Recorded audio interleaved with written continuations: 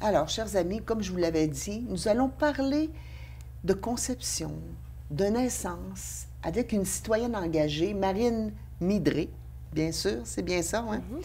Alors, écoute, tu viens nous parler du souhait ou d'une très grande volonté qu'il y a d'un groupe de personnes. Je sais qu'il y a aussi Emmanuel André, vous êtes plus les porte-paroles. On parle de sage-femme. Donc, il n'y en a pas dans Charlevoix, alors. Il y en a qui habitent dans Charlevoix, mais qui ne pratiquent pas dans la région. D'accord. Alors, quel a été ton intérêt, toi, en tant que femme, de dire, ah, on a le goût de se mobiliser, on veut qu'il y ait des sages-femmes qui s'installent dans Charlevoix? Qu'est-ce qui t'a amené à vouloir t'impliquer dans ce projet-là? Bien, quand je suis tombée enceinte, j'ai eu envie d'un suivi sage-femme. Grâce à une amie, j'ai découvert ce que c'était les maisons de naissance, etc. dans la région. Je ne connaissais pas ça en Europe. OK.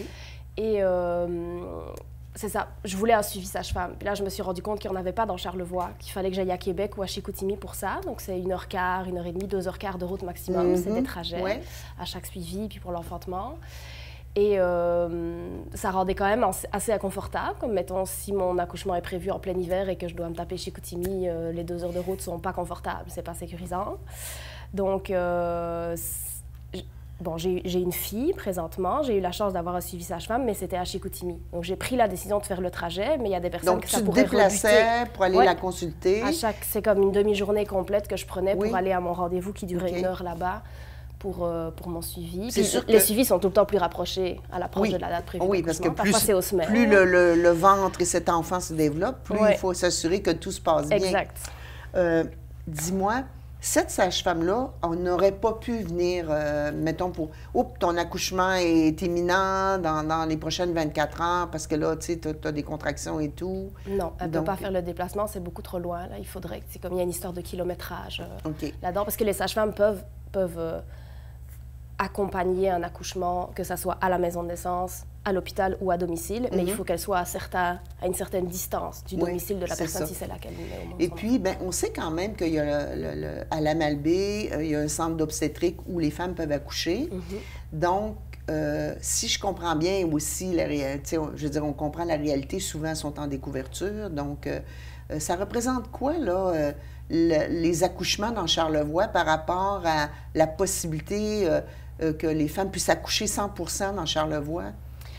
On a comme à peu près chiffré ça. Là. On le sait qu'il y a environ une centaine de naissances qui ne sont pas faites dans Charlevoix à chaque année. À chaque année? Oui. OK. Fait que ça veut dire, mettons qu'il y a 150 naissances à l'hôpital de la Malbaie, mais il y a eu 250 bébés qui sont nés cette année-là, par exemple. Fait que ça veut dire que ces 100 autres bébés-là, ils sont nés à Chicoutimi, à maison de naissance. À Québec, il y a 2 maisons de naissance là-bas, ou à domicile. OK.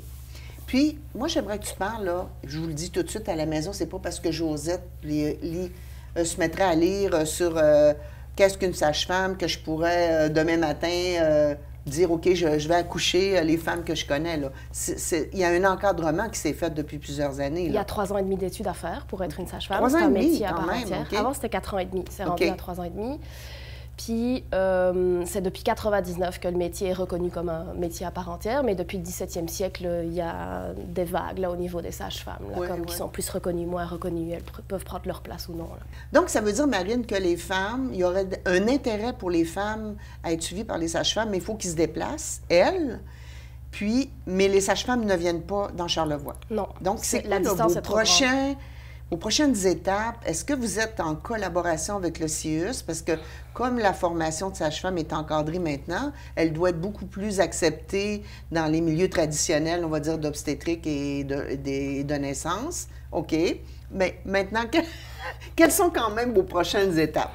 Emmanuel André, qui fait partie du comité, qui est infirmier en périnatalité, il a rencontré Amélie Morin, qui est directrice adjointe au CIUS. La semaine passée. Puis le CIUS fait vraiment preuve d'ouverture par rapport au projet. C'est sûr qu'il y a une étude de faisabilité qui est en cours pour savoir si c'est réaliste. Eux, ils nous ont donné une job en tant que comité citoyen, c'est de sonder la population à nouveau pour voir comme au jour J, parce que ça a été fait début d'année, puis plus spécifiquement avec des questions vraiment précises, qui aurait un intérêt. Et est-ce qu'effectivement, ça serait justifié d'investir là-dedans, parce qu'assurément, ça coûte de l'argent, puis c'est beaucoup d'organisations. Donc, il y a une demande au niveau financier qui doit être fait au ministère de la Santé. Parce qu'il y avait quand même une volonté du ministère, tu me parlais, parce que vous savez qu'on jase toujours un peu avant les entrevues, tu me parlais qu'il y avait une volonté du ministère d'établir des maisons de naissance dans différentes régions pour justement éviter de venir engorger les grands centres. Donc j'aimerais ça que tu m'en parles un petit peu. Il y a une politique de périnatalité qui visait à doter le Québec en 2020 de 20 maisons de naissance. Actuellement, on a compté qu'il y avait 16 maisons de naissance au Québec, puis qu'il y avait 10 services de sage-femme, donc sans nécessairement une maison de naissance au Québec, mais aussi sur la Côte-Nord et jusqu'au Nunavut, où parfois, là, ils n'ont pas d'hôpital du tout. C'est juste le service sage-femme. Oui. Fait que pas de césarienne envisageable, etc., à moins d'aller dans une ville. Et c'était pas très clair avec cette politique de si les régions où il y a un taux de natalité pas très élevé, de si elles allaient avoir un service sage-femme ou des maisons de naissance ou non. Puis nous, on a comme peut-être pas, on n'avait peut-être pas assez de taux on serait de natalité. Juste sur la limite pour pouvoir... c'est pas très clair. On a 200, 250 naissances par année là, depuis les 3 dernières années. Quand même, on l'a senti dans nos écoles primaires, qu'il y a beaucoup plus de jeunes, d'enfants, en tout cas, je le souhaite. Quelles sont les prochaines démarches que vous allez entreprendre? Donc, concrètement, vous êtes en train de faire un nouveau sondage d'intérêt auprès des femmes. Donc, est-ce que ça veut dire que si ces 100 femmes-là, qui, dans les dernières années, parce qu'on a regardé, comme je vous dis toujours un peu les statistiques, c'est à peu près dans les 3 dernières années, il y a une centaine d'accouchements qui ne se sont pas faits à la Malbaie, donc ailleurs.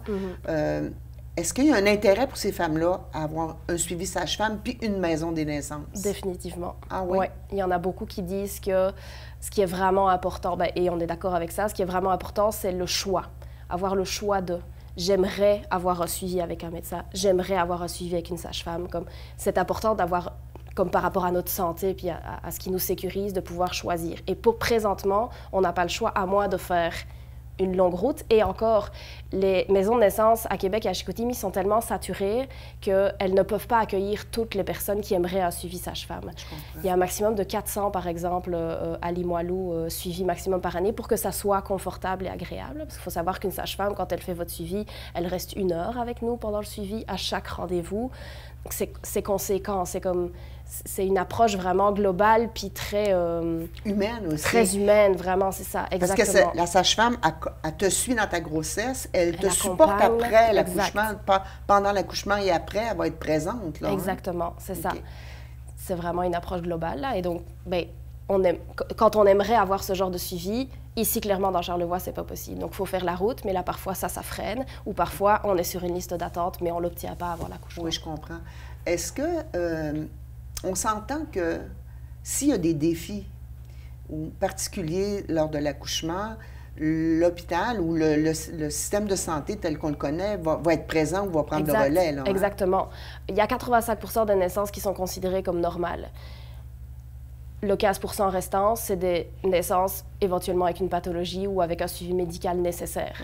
Mais ce n'est pas le cas de la plupart des naissances. Donc, un suivi sage-femme conviendrait parfaitement à la plupart des naissances. On est dans l'ère moderne. On s'entend que les femmes, depuis des siècles et des siècles, ont accouché sans avoir de médecin.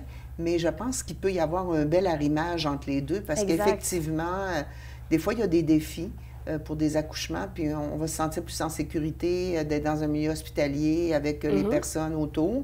Des fois, c'est vraiment nécessaire aussi. Oui, puis c'est pas ça votre idée là, de dire non, que... Nous, ce qu'on aimerait, c'est vraiment une collaboration, comme elles qui aimeraient avoir un suivi sage-femme et qui peuvent, parce que leur grossesse n'est pas pathologique, qu'elles aient le choix de pouvoir l'obtenir, si c'est ça qui les sécurise et leur fait du bien. Donc, là, on continue la discussion avec le CIUS, parce que tu m'as demandé où on s'en allait. Fait qu'on continue les échanges avec le CIUS. Puis, on aimerait faire une présentation publique pour la population de Charlevoix comme en 2025. C'est pas encore programmé, là, mais on aimerait ça, pouvoir échanger avec la population, répondre aux questions, puis voir si d'autres personnes voudraient s'impliquer dans le projet aussi éventuellement. Dans votre groupe, parce qu'il y a Emmanuel et toi, là, qui est plus les porte-paroles.